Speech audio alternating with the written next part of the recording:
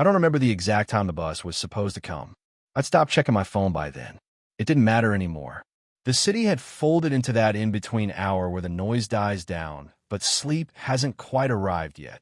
Just the hum of streetlights overhead, the occasional hiss of tires on wet asphalt, the faint buzz of something electric in the air. The kind of quiet that feels like it's waiting for something. I was standing at the bus stop with my hands buried deep in my jacket pockets, shoulders hunched against the cold that wasn't quite cold enough to justify leaving. The rain had stopped maybe 20 minutes ago, but everything still glistened. The pavement, the metal bench, the glass shelter streaked with water that caught the light in odd, beautiful ways. I wasn't thinking about much, just standing there, breathing, watching the street. Jonah was next to me, not close, but close enough. He was leaning against the glass wall of the shelter with his hood pulled low over his eyes, one sneaker tapping a slow, irregular rhythm against the curb. He'd been doing that for a while now. Tap, pause, tap, tap, pause. I knew the sound of it by heart. We just left Marcus's place.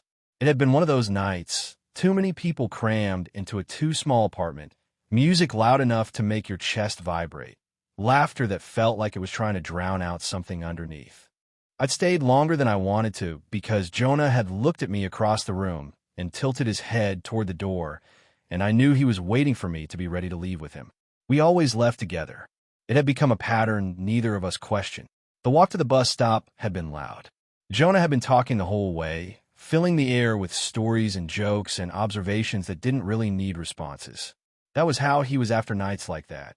Restless, still buzzing with energy he didn't know what to do with. I'd listened, offered the occasional hum of acknowledgement, watched the way his hands moved when he talked. He always talked with his whole body. But now, standing here, the noise had finally run out. He wasn't talking anymore. He was just breathing, slow and deep, the kind of breathing that happens when someone finally lets themselves stop performing. I could hear it even over the distant sound of traffic. The tapping of his sneaker had slowed, too, become softer, less deliberate. I didn't mind the quiet. I never had. I was the kind of person who found peace in pauses, who noticed how silence had different textures depending on who you were with. Some silences felt awkward, stretched too thin, demanding to be filled. Others felt comfortable, like settling into a familiar chair. And then there were the rare ones, the ones that felt like they meant something, like they were holding space for words that hadn't been said yet. This felt like that. Jonah shifted his weight, and I heard the fabric of his jacket rustle. I glanced over without quite looking at him, the way you do when you're aware of someone in your peripheral vision. His hood was still up, shadow cutting across his face, but I could see the line of his jaw, the way he was staring out at the empty street like he was looking for something that wasn't there. Then he exhaled, slow, deliberate, like he'd been holding his breath without realizing it. And he leaned just slightly closer. Not enough to touch, but enough that I felt the shift in the air between us. His voice came out low, barely more than a murmur, soft enough that it almost got lost in the hum of the streetlights. I like the quiet with you. I didn't move, didn't answer. My heart did something strange in my chest, something I wasn't ready to name yet. The words hung there between us, simple and unhurried, like they didn't need anything back. I kept my eyes on the street, on the way the lights reflected in the puddles, on the empty stretch of road where the bus would eventually appear. But I was hearing him. I was feeling the weight of what he'd said settle into the space around us, filling it in a way that noise never could. Jonah didn't say anything else. He just stayed there, leaning against the glass, close enough now that I could feel the warmth of him even through the cold air. His sneaker had stopped tapping. The world had gone still. I wanted to say something.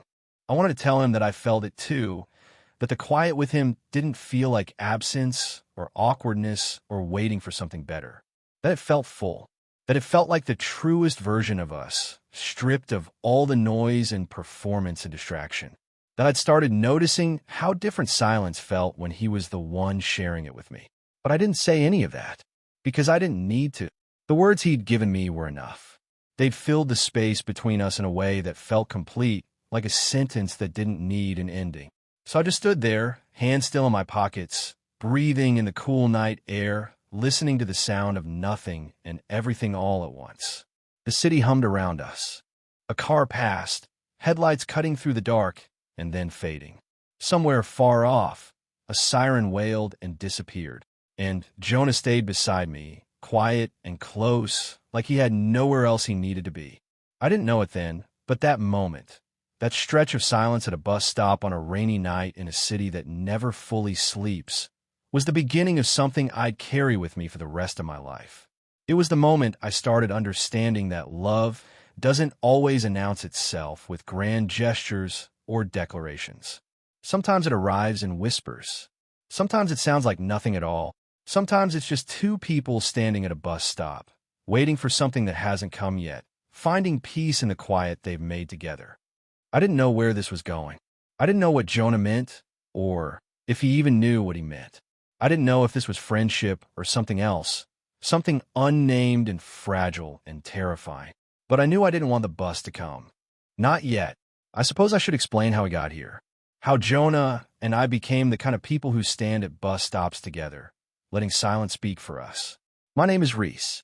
I'm 22, though most days I feel older than that in ways I can't quite explain. I've always been the quiet one, not shy, exactly, just comfortable with stillness. I notice things, the way light changes throughout the day, the rhythm of footsteps on pavement, how silence feels different with every person you share it with. Some people find my quietness unsettling. They try to fill it, talking faster and louder like they're afraid of what might surface if they stop. Others mistake it for disinterest, for absence, for not having anything to say. But that's never been true. I have plenty to say. I just choose my words carefully, let them settle before I release them into the world. Jonah is the opposite of me in almost every visible way. He's 23, always moving, always filling empty space with sound and motion and energy that seems to come from somewhere endless. He talks like he's afraid silence might swallow him whole. He laughs too loud at his own jokes. He gestures wildly when he tells stories, nearly knocking over drinks, bumping into people, taking up space without apology. When we first met, I didn't think we'd become anything more than acquaintances. We ran in the same circle, Marcus's crowd, mostly people from the community center where I sometimes volunteered, and Jonah sometimes showed up to play basketball or argue about music or avoid going home. We nodded each other across rooms, exchanged the occasional greeting. Nothing more. But then one night, maybe 6 months ago, we ended up leaving at the same time. Pure coincidence. We walked to the bus stop together because we were headed in the same direction, and it would have been strange not to. Jonah talked the entire way. I listened. When the bus came, we sat near each other, and he kept talking, and I kept listening, and when we reached my stop, he said, "See you around," like he meant it. After that, it kept happening. We'd leave at the same time, walk together, wait together, ride together. Sometimes I wondered if he was timing his departures to match mine, but I never asked. I didn't want to know if I was wrong. The pattern became deliberate without ever being discussed. Jonah would catch my eye across whatever crowded room we were in, and I'd know he was ready to go. We'd slip out together, and the noise would fall away behind us, and we'd walk through the city streets with him talking and me listening, and both of us pretending this was just what friends did. I started realizing something, though. Jonah talked less with me than he did with other people. Not at first, but gradually over weeks and months. The monologues got shorter. The pauses got longer. Sometimes we'd walk entire blocks without him saying anything at all, and he wouldn't seem bothered by it. He'd just walk beside me, hands in his pockets, occasionally glancing over like he was checking to make sure I was still there. I noticed other things too. How he always stood on my left side. How he matched his pace to mine without seeming to think about it. How when we sat on the bus, he'd angle his body slightly toward me, creating this small pocket of shared space that felt separate from everyone else around us. I noticed that when other people were around, Jonah was all noise and energy and performance. But when it was just us, waiting for buses or walking through empty streets or sitting in the back corner of the late-night diner we sometimes ended up at, he got quieter, softer, more himself. Maybe, though I could never be sure if I was seeing the real Jonah or just a version of him that felt safe enough to stop performing. I didn't know what to call what we were becoming. Friends felt too simple, too small for whatever this was. But anything else felt too presumptuous, too much like hoping for something I had no right to expect. So I didn't call it anything. I just let it be. I let him talk when he needed to talk. I let him be quiet when he needed to be quiet. I learned the difference between his nervous laughter and his genuine laughter. I learned which silences meant he was thinking and which ones meant he was just comfortable existing beside me without needing to prove anything. And somewhere in all of that, I started looking forward to these moments more than anything else in my week. The walks, the waits, the bus rides where we'd sit side by side, watching the city slide past the windows, not needing to say a word. I started noticing how quiet felt different when Jonah was the one sharing it with me. How it felt less like absence and more like presence. How it felt like the most honest thing we had. I think maybe he was noticing it too. I think maybe that's what he meant when he said he liked the quiet with me. I think maybe we'd both been waiting for permission to stop filling the silence. And maybe we'd finally found it. It started with the late-night bus rides. That's when everything shifted, when the pattern we'd fallen into began to mean something neither of us could ignore. The bus we took ran every 40 minutes after 10 p.m. Unreliable schedule, routes that seemed to change on a whim, stops that felt too far apart. Jonah complained about it constantly. He'd stand at the stop checking his phone, shaking his head, muttering about the city's useless public transit system. He'd say we should just get a ride share, that waiting in the cold was ridiculous, that there had to be a better way. But he never left early. He never called for a car. He always stayed. Every single time, he'd stay there beside me, leaning against the glass shelter or sitting on the metal bench, close enough that our arms would brush when one of us shifted weight, close enough that I could hear him breathing, could feel the warmth of him even through the cool night air. At first, I thought it was just logistics. We were going the same direction. It made sense to wait together. But then I started noticing the nights when his apartment was in the opposite direction, when taking the bus with me meant a longer trip home, an extra transfer, more time in the cold he claimed to hate.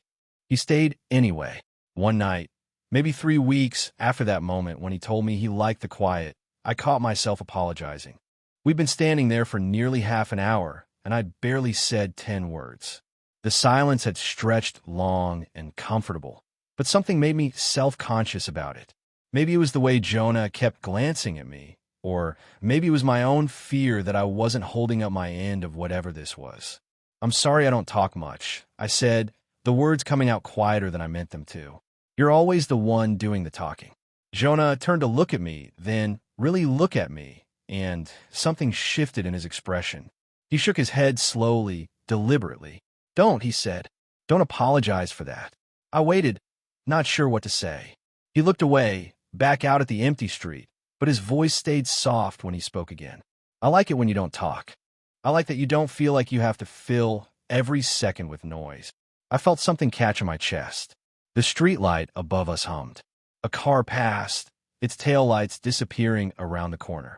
Jonah's smile was small when it came, different from his usual wide grin. More honest, maybe. More fragile. "You make quiet feel less empty," he said.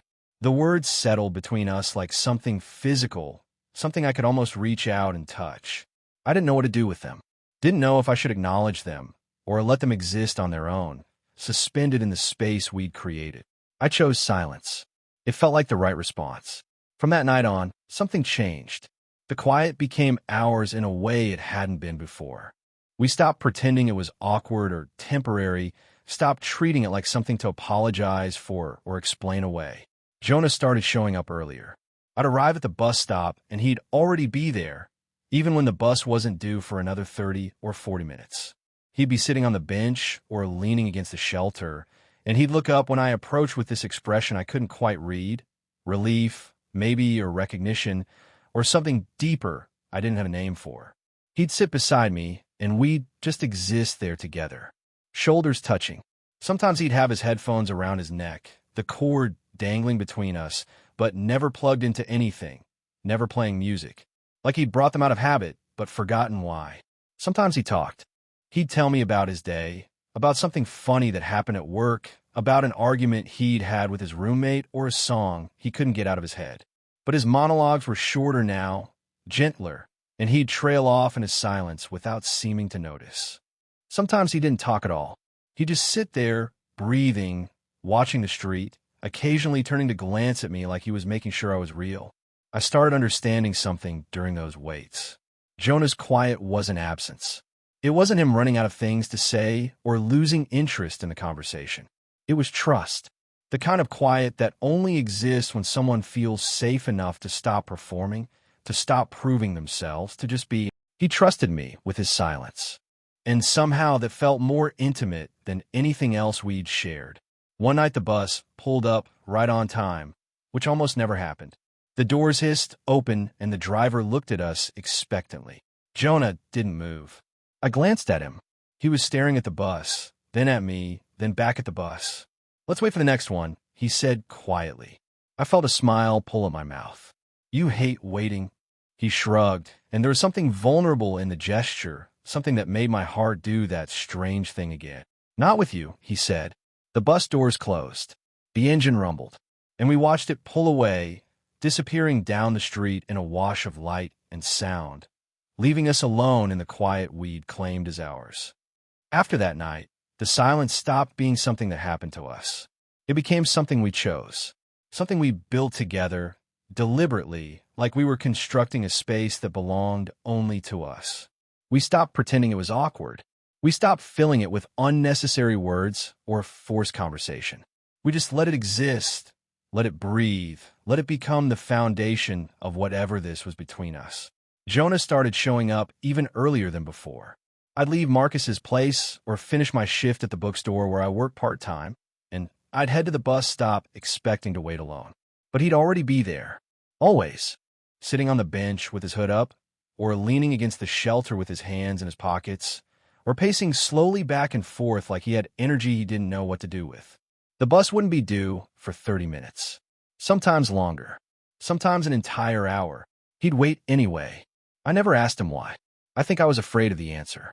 Afraid he'd say something casual, something that would make it smaller than it felt. Or worse, afraid he'd say something that would make it bigger, realer, something we'd have to name and define and figure out what to do with. So I didn't ask. I just showed up, and he was there, and we'd sit beside each other on that cold metal bench with our shoulders touching, our legs pressed together, sharing warmth without acknowledging it. Sometimes his headphones would be around his neck, the cord dangling between us. I noticed he never actually listened to music anymore when we were together. He'd wear them like a prop, like armor he'd forgotten he didn't need. One night, I watched him untangle the cord, wrap it carefully around his phone, and put the whole thing in his pocket. He didn't take it out again. The quiet between us felt different now. It felt intentional. It felt like something we were both protecting. Sometimes Jonah talked. He'd tell me about small things. A customer at the coffee shop where he worked who ordered the same complicated drink every day. A stray cat that had started following him on his walk home. A memory from childhood that had surfaced for no reason. His voice would be softer during these moments, more thoughtful, like he was offering me pieces of himself he didn't usually share. I'd listen. I'd ask questions when it felt right.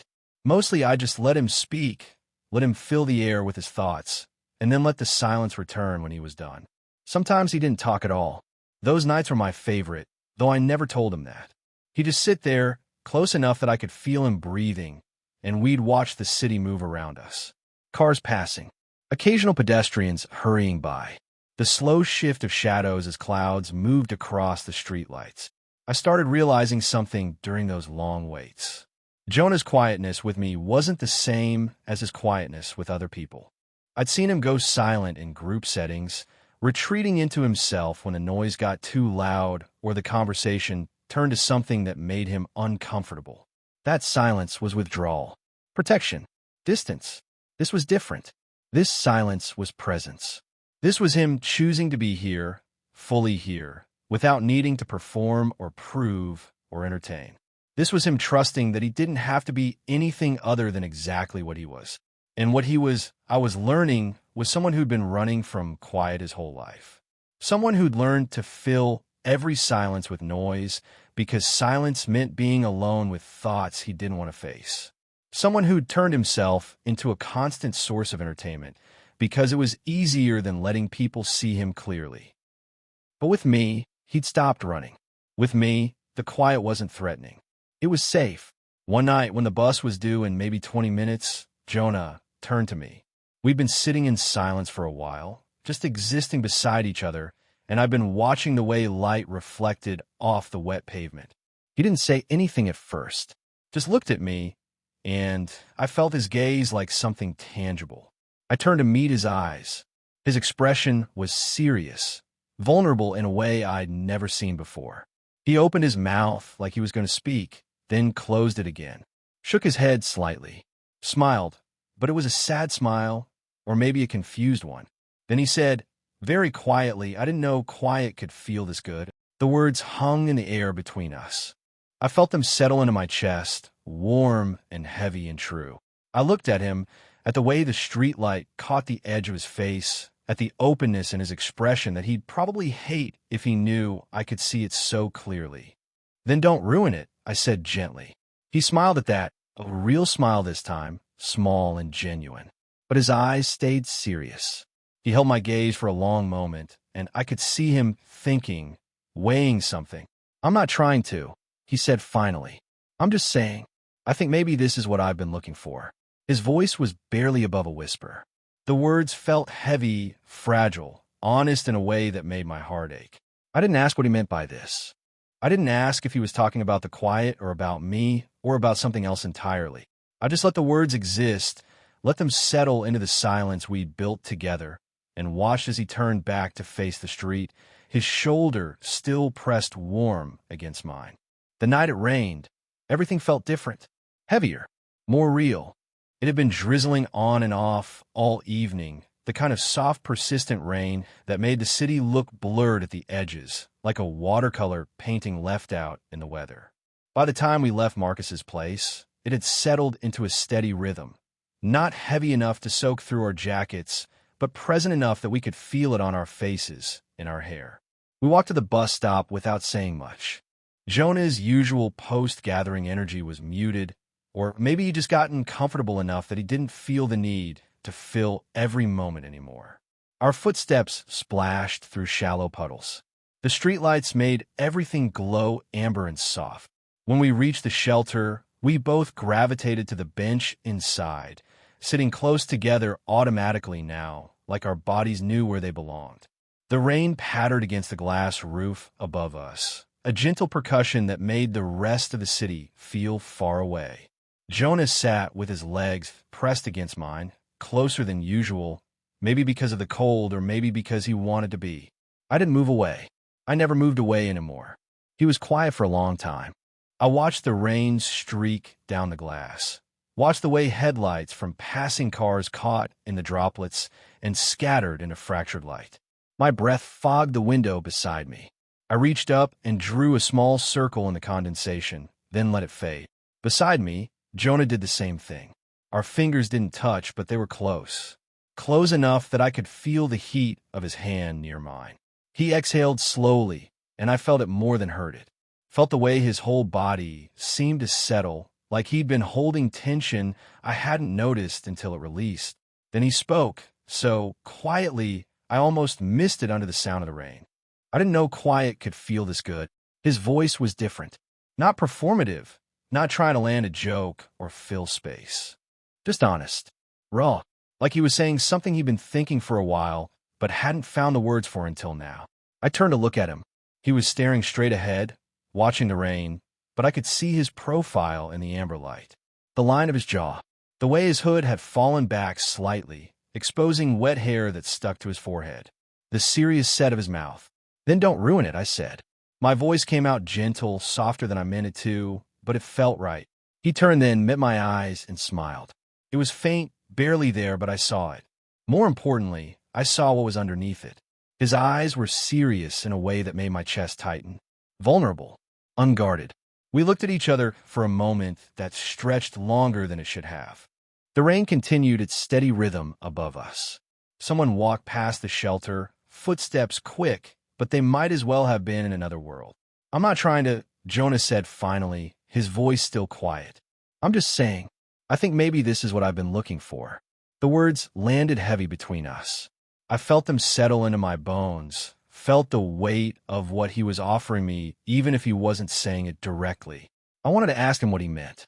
Wanted to know if he was talking about the quiet or about us or about something else entirely. Wanted to know if he felt this pull the way I did, this sense that we were building towards something neither of us had named yet.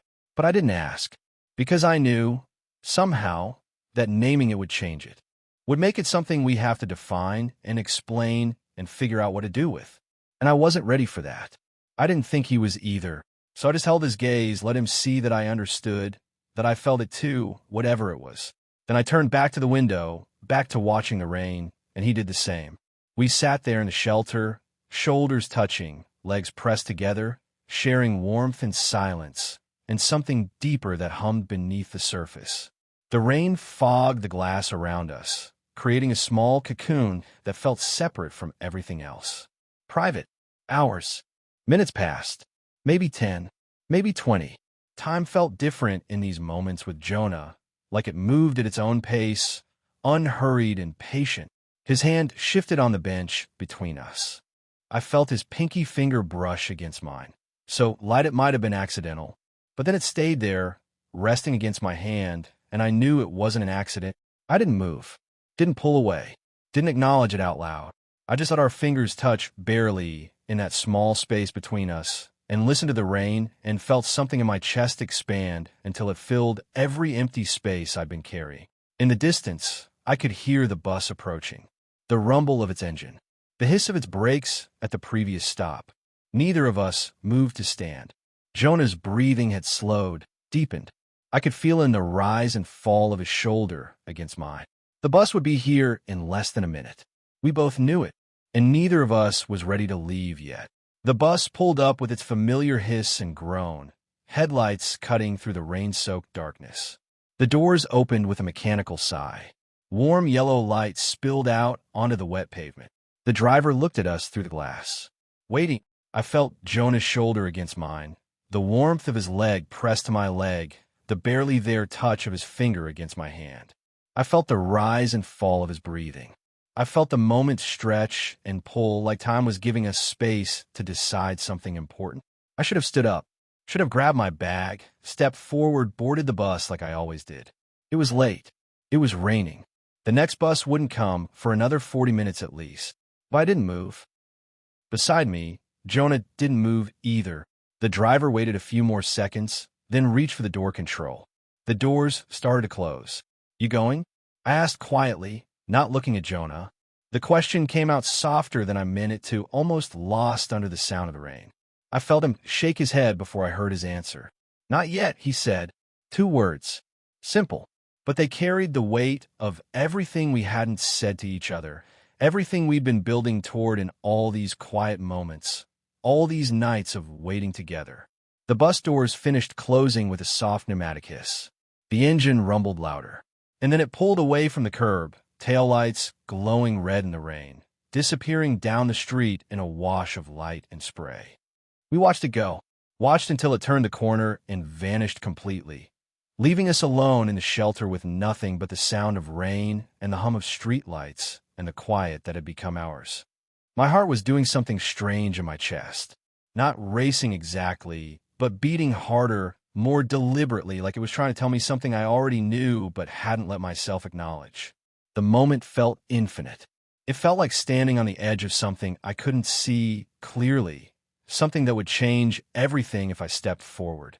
I could feel the weight of it in the air between us, in the continued touch of Jonah's finger against mine, in the way neither of us had moved even slightly apart. I turned to look at him. He was already looking at me. His eyes were dark in the amber light, serious and soft at the same time. There was no smile now, no attempt to lighten the moment or deflect with humor. Just honesty. Just him, completely present, completely open. I could see vulnerability there. Fear, maybe. Hope, definitely. And something else I recognized, because I felt it too, had been feeling it for weeks now, without naming it. He didn't say anything, just held my gaze, letting me see him clearly. The rain continued its steady percussion on the glass above us. A car passed, headlights sweeping across the shelter and then gone. The city moved around us, but we stayed still, locked in this moment that felt separate from everything else. I watched as Jonah's hand shifted on the bench between us. Watched as his fingers moved, deliberately this time, unmistakably intentional. Watched as they found mine and rested there, not quite holding but touching, present, real. The contact sent warmth through my entire body. Such a small gesture, barely anything, but it felt enormous. I didn't pull away, didn't question it, didn't overthink it. I just let his hand stay there against mine, let the touch mean whatever it needed to mean. Outside, the rain picked up slightly, drops hitting the glass harder now, creating a wall of sound that made our shelter feel even more separate from the rest of the world. The bench beneath us was cold. The air was damp, but I'd never felt warmer. Jonah exhaled, slow and steady. I felt his shoulder relax against mine, felt some tension I hadn't noticed release from his body. Then he spoke, and his voice was barely audible, meant only for this small space we occupied. Guess we'll wait for the next one again. It wasn't a question. It was a statement, a choice we were both making. I felt a smile pull at the corner of my mouth. Small, genuine, something that came from deep in my chest. Yeah, I said quietly, guess we will. We settled back against the bench, shoulders pressed together, legs touching, hands resting side by side in the space between us. The rain fell. The streetlights hummed. The city continued its slow night rhythm. And we stayed. We stayed because we wanted to. Because the quiet between us felt more important than getting home on time. Because these moments, these long waits in the rain, had become the most honest part of our lives. Because somewhere along the way, without planning it or naming it or even fully understanding it, this had become what mattered most. Not the destination, not the bus or the schedule or the efficiency of getting from one place to another. Just this, just us, just the quiet we'd built together and the warmth of being close and the understanding that we were both choosing to stay. The next bus wouldn't come for a while. We both knew that, and neither of us minded at all. Weeks passed like that, then months. The pattern we'd established became the rhythm of our lives, something we both organized our time around without ever discussing it. We still waited for buses that came and went without us. We still sat in that shelter with the rain or the cold or the summer heat pressing against the glass. We still chose the quiet over everything else the city had to offer. But something had shifted after that rainy night. Something had been acknowledged without words, accepted without definition. We'd crossed some invisible line, and neither of us wanted to go back. Jonah still showed up early. Sometimes he'd be there an hour before the bus was scheduled, sitting on the bench with his hood up, waiting. When I'd arrive, he'd look up and smile, and that smile said everything we didn't need to put into words. Sometimes we talked now, real conversations, not just Jonah filling the air or me offering brief responses. He'd tell me about his family, about growing up afraid of silence because it meant his parents were angry with each other, about learning to be loud so he wouldn't have to hear the quiet tension in his house, about becoming someone who never stopped moving because stillness felt too much like that childhood fear.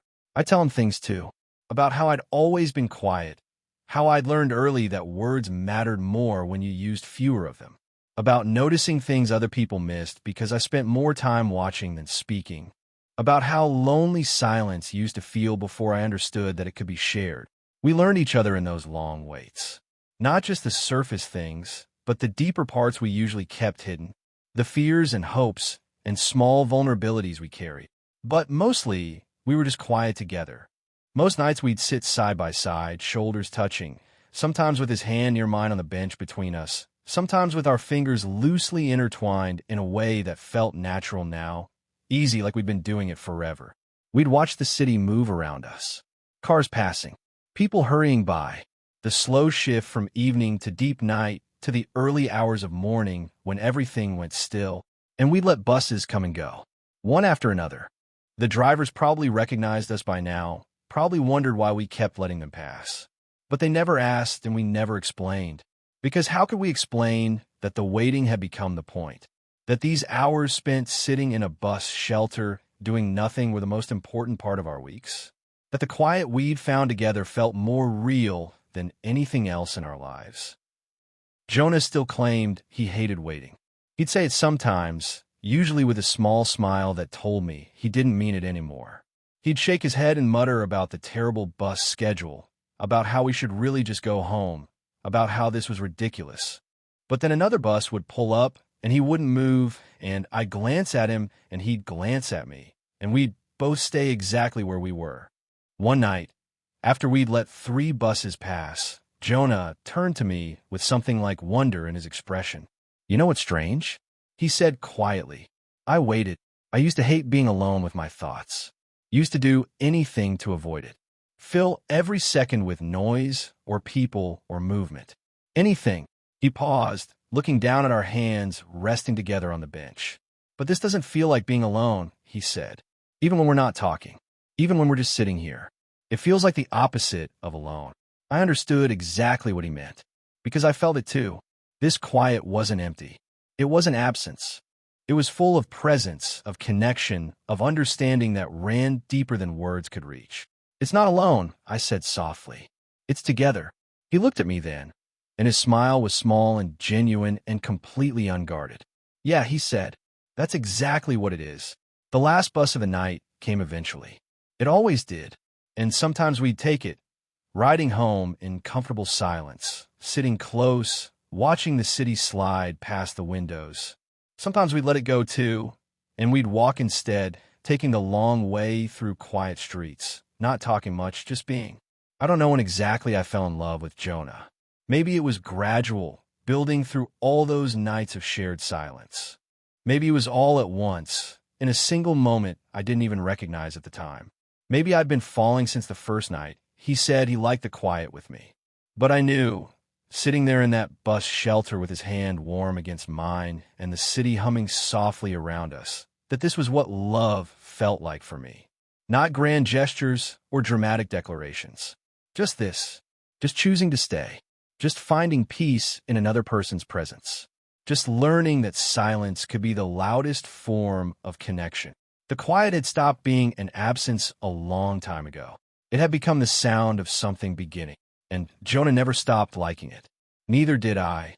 We just kept waiting together, night after night, choosing each other in the spaces between words, building a love that didn't need to announce itself to be real. Because some things are too true to need saying out loud.